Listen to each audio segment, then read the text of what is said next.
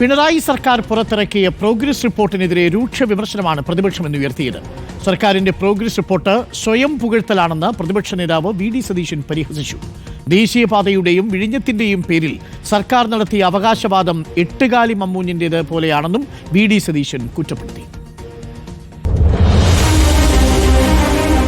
രണ്ടാം പിണറായി സർക്കാരിന്റെ 4 വർഷത്തെ പ്രോഗ്രസ് റിപ്പോർട്ട് ഇന്നലെയാണ് മുഖ്യമന്ത്രി പിണറായി വിജയൻ പുറത്തുവിട്ടത്. 4 വർഷമായി കേരളം പിന്നിട്ട വികസന വഴികളെക്കുറിച്ചുള്ള സമഗ്ര രേഖയെന്നാണ് 326 പേജുള്ള റിപ്പോർട്ടിനെ ഉയർത്തിപ്പിടിച്ച് സർക്കാർ ഉന്നയിക്കുന്ന അവകാശവാദം. അതിദരിദ്രരില്ലാത്ത കേരളമെന്ന ലക്ഷ്യം ഏറെക്കുറെ സാധ്യമാക്കി. 4.5 ലക്ഷത്തിലധികം കുടുംബങ്ങൾക്ക് ലൈഫ് വീടുകളുടെ സുരക്ഷിതത്വം ഉറപ്പിച്ചു. 22,000 കോടിയുടെ നിക്ഷേപവും 7.49 ലക്ഷം തൊഴിലവസരങ്ങളും ഉറപ്പാക്കി. 2016-ൽ 300 സ്റ്റാർട്ടപ്പുകൾ ഉണ്ടായിരുന്നത് ഇപ്പോൾ 6,400ആയി. അങ്ങനെ അക്കമിട്ടാണ് നേട്ടങ്ങളും പദ്ധതികളും സർക്കാർ റിപ്പോർട്ടിൽ വിശദീകരിക്കുന്നത്.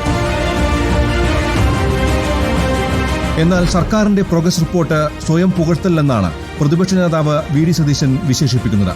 ദേശീയപാത പൊളിഞ്ഞു വീഴുന്നതുപോലെ സർക്കാരിന്റെ വ്യാജ നിർമ്മിതികളും പൊളിഞ്ഞു വീഴുകയാണെന്നും സതീശൻ പറഞ്ഞു.